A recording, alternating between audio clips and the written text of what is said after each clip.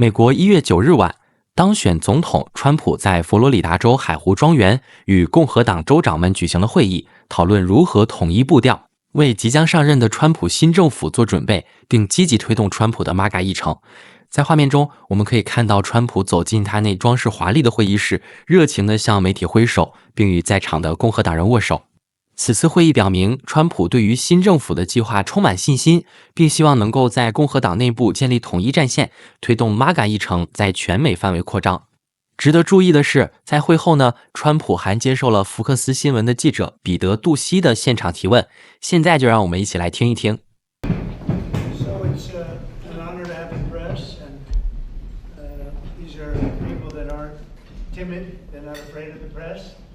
If you'd like to ask a couple of questions, you may. We had a very beautiful day celebrating a very nice man, a good man, great humanitarian, Jimmy Carter's funeral. And thought it was a beautiful service and it went very well. And we had some very good victories today, as you probably heard. Go ahead, any questions? President Trump, just a few minutes ago, the Supreme Court ruled that they are not going to slow down the sentencing. It's on for tomorrow. Now what? Well, they called for an appeal, and as you know, they acknowledged what the judge said about no penalty, and there's no penalty. But we're going to appeal anyway, just psychologically, because frankly, it's a disgrace. It's a judge that shouldn't have been on the case. He's a highly conflicted judge, and they called for an appeal. So I read it, and I thought it was a fair decision, actually. So I'll do my little thing tomorrow. They can have fun with their political opponent. As you know, I'm under a gag order from a judge. This is the first.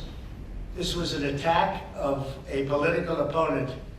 And if you take a look at it, I'm not supposed to be talking about it, so I won't.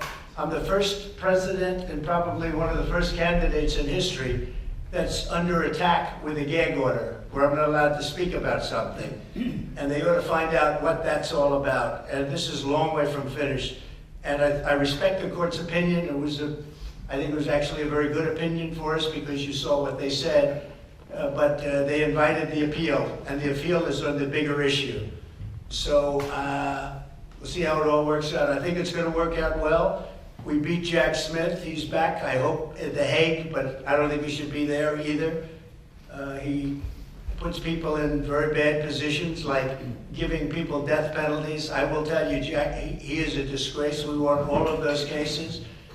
We won most of the other cases, or they're limping along. We've had a lot of lawfare. These are all people that understand what's going on here very badly. This was an attack on the Republican Party. This was an attack on the Republican candidate who just won an election by record numbers, the highest number of Republican votes by far ever gotten. And we won all swing states, 7 swing states. We won the popular vote by millions of people. And that was the real vote. And I said it a long time ago, the real vote is that. And they tried to stop that from happening. They tried to stop this election from happening, or to bloody somebody up so badly they couldn't win. And the people got it. And again, we won by the largest number. Nobody's ever seen anything like that. It was conclusive. It was a massive, they say, the most consequential election in 129 years. And these people, the people know everything that you're asking. They've been studying this for 2 years as it went along, and hopefully it'll never happen again, an attack on a political opponent. So Peter will be appealing the decision. They're asking for an appeal, and that's on the fact, on what's going to happen, much more importantly than tomorrow. Off the top, you mentioned the Carter funeral today. What were you talking to Barack Obama about? It did look very friendly, I must say. I thought you guys hated each other. I didn't realize it, how friendly it looked. I saw it on your wonderful network just a little while ago before I came in, and I said, boy, they look like two people that like each other. And we probably do. We have little different philosophies, right? But we probably do. I don't know, we just got along. But I got along with just about everybody on that. We met backstage, as you know, before we went on. And I thought it was a beautiful service, but we all got along very well. which is good. In California, what specifically do you think Gavin Newsom and Karen Bass could have done differently to prepare for this $50 billion fire? And, you know, we have great governors in this room, and if you look at the way their states, I think I can say without exception, anybody doing poorly in here? I mean, without exception, we have great governors here that have done a great job with their states. And I don't think, and you'll probably, if there's a weak link, you're going to find it, and you're going to be asking the next question to that person. Gavin Newsom had an opportunity to have millions of gallons a week, a day, millions and millions of gallons come down from the north. And I was able to get him federal approval from that, from the Department of Commerce of all departments. I didn't realize it would go through Commerce. I would have thought environmental, but it goes through Commerce. I got all of the approvals, and he said, I don't want to sign it. I don't want the water. We don't need the water. I said, you need the water. Your reservoirs are empty, the whole place. You need the water. That was 5 years ago. And I had it all done. The work was all done. We sent it to him. He refused to sign it. And if you noticed yesterday, the hydrants were empty. They didn't have any water, many of them. They said 20%, but now I just heard 50%, and now none of them have water, and that fire's still raging. He turned that down. I was going to give him unlimited water. It would come down, it really comes down from the north, way up north, including parts of Canada. It's so much water that they wouldn't know what to do with. Just the opposite would have happened. And that's the reason that this happened. He wouldn't do what we wanted, and we're going to force that upon him now, but it's very late, because I think it's one of the great catastrophes in the history of our nation. This is not just in Los Angeles. I've never seen anything like that, devastation. And we're talking about homes that cost $200, $300, $400 million. Nobody's ever seen anything like it. People that, and very influential people worldwide. I don't know that they ever go back either, because you know, they weren't happy with California. They weren't happy with Gavin Newsom. They weren't happy with their whole lifestyle there, with the crime being out of control, all the other problems. They were not happy. And it's going to be very interesting to see whether or not they're going to build, or whether somebody else is going to build and build a much lesser home. These were the most expensive homes outside of Palm Beach County. I see a list outside of Palm Beach. These were the most expensive homes anywhere in the world. And I don't think I think a lot of them are just not going to go back and build it. Plus, they don't want to be part of a construction site. They don't want to, they're building a home, another one's building, they're building in front of them, behind them, alongside of them. So I think it's a tragedy. I think it's an incredible tragedy. It's also a tragedy for a tax base. And the governors know exactly what I'm talking, and I'd like to hear anybody talk about that. But if you're the governor of a state and you lost thousands of very rich people that were paying a lot of taxes and weren't happy about it, and weren't happy about what's happened to California, which has all the advantages of greatness, but they've had horrible politicians. I think that Gavin is largely incompetent, and I think the mayor is largely incompetent, and probably both of them are just stone cold incompetent. What they've done is terrible. Would anybody have a comment on that? Because when you talk about losing the tax base, you're losing a lot of, you're going to lose a lot of those people permanently. Those people pay billions of dollars in taxes. Governor, what about you? We got some great property in Louisiana. Well, they'll be moving to a lot of your states. They'll be moving to Florida, I can tell you, I know that. But they're going to be moving to, you're going to pick up a lot, Texas. So it's a rough situation. I've never seen, I think it's one of the great catastrophes in the history of our country. Not even believable. President Biden's term, almost over. Before he goes, there's talk that he might trade a Gitmo al-Qaeda detainee, Mohammed Rahim, for 3 American hostages held by the Taliban. Should he do that? Well, I haven't looked at it. I will be looking at it. They're showing me tomorrow morning. They're showing me that there's a trade on. And trades, I have not been in favor of the trades they've made, but I'll be taking a look tomorrow. We'll announce something tomorrow. Don Jr. and some of your team just got back from Greenland. What's the price tag? Well, maybe no price tag. Look, we're going to have to see what happens, because Denmark, we need this for national security. We need Greenland very badly. You look at the Russian ships, the China ships, they're all over the place. They're, surrounding. Now, they have for a long time. That's a lane. But we need that for national security. So I don't know that Denmark has any right, title, and interest, so we're going to find that. But I can tell you, you saw the clips that were released.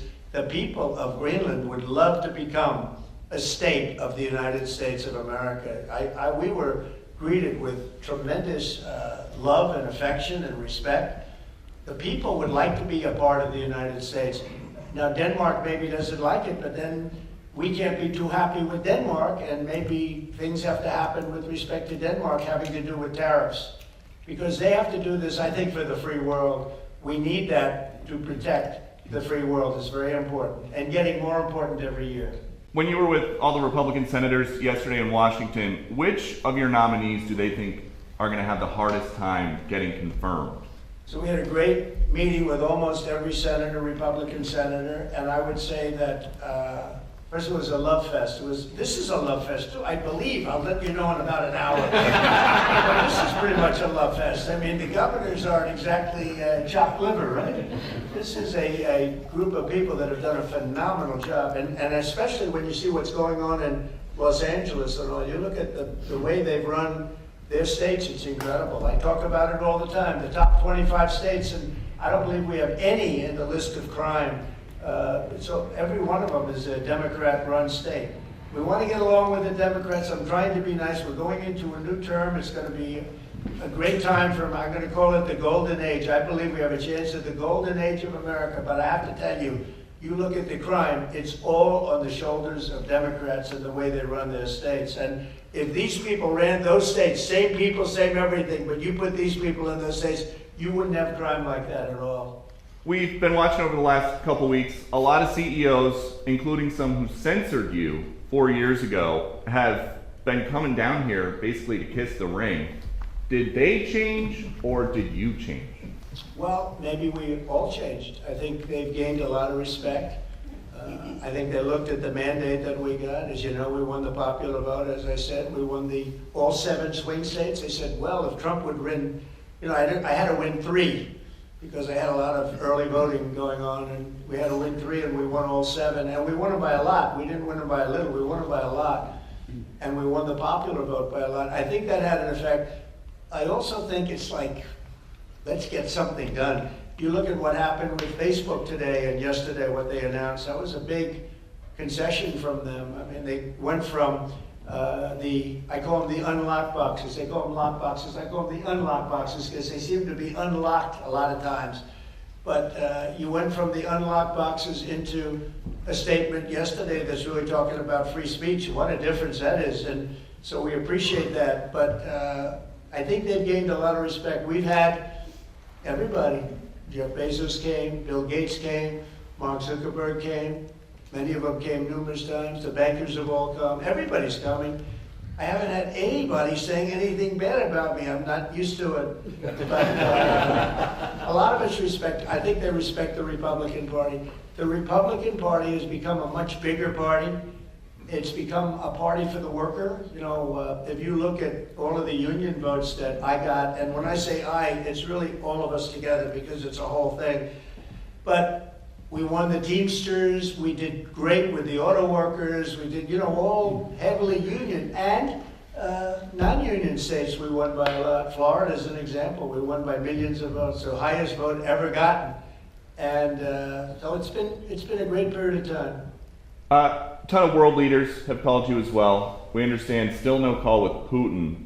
Is that a day 1 or week 1 call that you want to have? He wants to meet, and we're setting it up. President Xi, we've had a lot of communication, and we have a lot of meetings set up with a lot of people. Some have come, but I'd rather wait till after the 20th. And when you say meet with Putin or meet with Xi, do you guys want to have some kind of a summit, or are they going to come here? To be determined, but President Putin wants to meet. He's said that even publicly, and we have to get that war over with. That's a bloody mess. Soldiers are being killed by the millions. I looked at some very graphic pictures yesterday. The soldiers that are being killed, it's a flat field. The only thing that stops a bullet is a body. These are it's a very, very flat land. And the soldiers are fighting, and they are dying by the hundreds of thousands. And not to mention the towns and the cities which were, largely demolished. And there are a lot of people in the big surprise, and it's going to be a very unpleasant surprise, is how many people were killed in that war. It's much higher than the press is reporting.